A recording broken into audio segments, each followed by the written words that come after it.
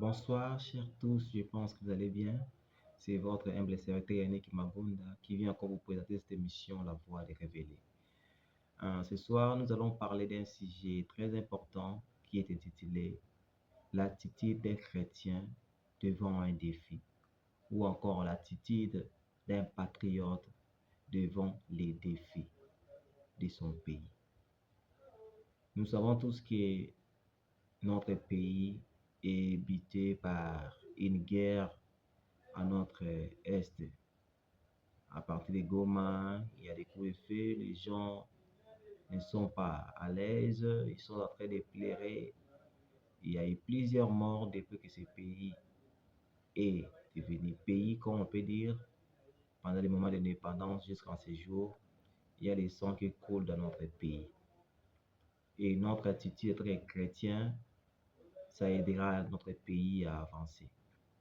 Et aussi, notre attitude en tant que patriote, ça va nous permettre d'aimer les pays et de soutenir les pays au lieu de les trahir. Nous allons prier. Seigneur Dieu, nous te confions ce moment. Prends le contrôle de tout et dirige-nous de la manière que tu désires. Saint-Esprit, nous te confions toutes choses. Règne et domine. Inspire-nous, instruis, touche le cœur et manifeste-toi, car tu es notre roi.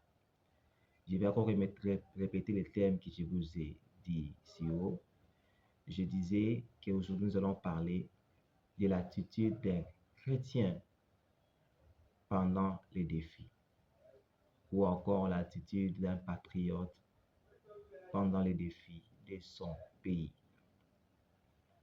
Nous allons prendre un verset biblique par rapport à l'attitude qu'un chrétien doit avoir pendant les défis, quand son pays va mal, quand les choses ne tournent pas comme ils devaient tourner.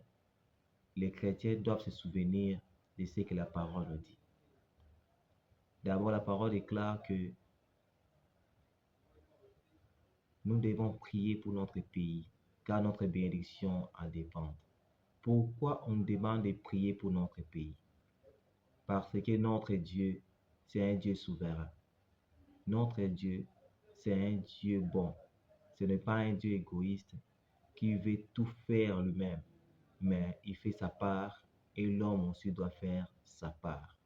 Que ce soit les chrétiens par rapport aux défis de la vie, que ce soit un patriote par rapport aux défis de son pays. Nous allons prendre une portion d'écriture et le livre des 2 Chroniques 7, le verset 14. La Bible nous dit: Si mon peuple sur qui est invoqué mon nom s'humilie, prie et cherche ma face, et si se détourne de ses mauvaises voies, je l'exaucerai des cieux, je lui pardonnerai son péché et je guérirai son pays. Vous pouvez dire comment un pays peut être guéri. Le pays peut être guéri seulement si les justes ou encore les patriotes reconnaissent leurs failles, reconnaissent leurs erreurs, reconnaissent leurs limites, leurs incapacités. C'est à ce moment-là que le Seigneur Dieu descendra pour agir. Comme on nous dit souvent que le Seigneur a dit dans sa parole: prenez mon joug est léger par rapport au vôtre, car notre joug est très lourd. Notre joug personnel, ça pèse. Mais quand nous confions nos jougs à Dieu, nous prenons celui de Dieu qui est les jours de paix, les jours d'humilité, les jours de pardon, les jours de miséricorde. Cela nous permettra d'être comme lui et de vaincre dans tout ce que nous allons faire. Je commence d'abord par l'attitude d'un chrétien pendant les défis.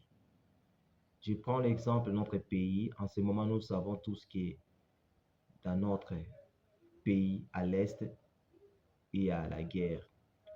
Comme on peut dire, il y a des troubles. Il y a des assaillants qui essayent de prendre quelques portions de terre de notre pays, la RDC, et il y a des morts. Il y a des sangs qui coulent à tout moment. Et ces morts, ça suffit. Ça ne peut pas continuer dans notre pays. Maintenant, notre part, c'est quoi, nous les chrétiens, dans cette situation?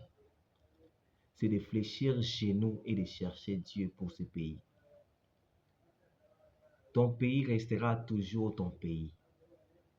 Tu n'auras jamais un autre pays. Même si tu obtiens un visa pour aller en Afrique, en Europe, en Asie, partout où tu peux partir. Mais ton pays reste ton pays. Personne ne se sentira à l'aise en dehors de son pays. Quand tu es dehors de ton pays, ne pense pas que tu te sentiras à l'aise. Tu seras un étranger. Tu seras un étranger. C'est pour cela, nous devons prier. En tant que chrétiens, nous devons prier Dieu, que le Seigneur Dieu pardonne notre pays. Que le Seigneur Dieu puisse avoir miséricorde pour notre pays, pour que les choses avancent. Par rapport à ce qui se passe à l'Est, que nous prions Dieu, que nous ne puissions pas dire que nous n'aimons pas ce président, nous n'aimons pas telle personne. Mais la parole nous recommande de prier pour nos autorités. Peu importe leurs attitudes, même la Bible dit cela, même pour les dirigeants, même si celui qui vous dirige, il est dur, il vous répond mal, il fait ce qu'il fait. Mais comme Dieu l'a placé, nous devons le soutenir par nos prières. Pasteurs, frères, sœurs, ce moment que nous sommes au moment de crise, nous devons fléchir genoux et chercher Dieu pour notre pays, pour le salut de notre pays. Même vous voyez, le Seigneur Dieu a fait que les enfants d'Israël puissent quitter l'Égypte pour aller habiter dans leur terre, leur pays, là où ça coule le miel et le lait. Et pour nous, notre pays où coule le lait et le miel, c'est notre RDC, la patrie RDC. Nous devons prier Dieu pour que l'ennemi ne puisse pas s'emparer de notre territoire, pour que l'ennemi ne puisse pas profaner nos terres, pour que l'ennemi ne puisse pas continuer à verser le sang dans notre pays.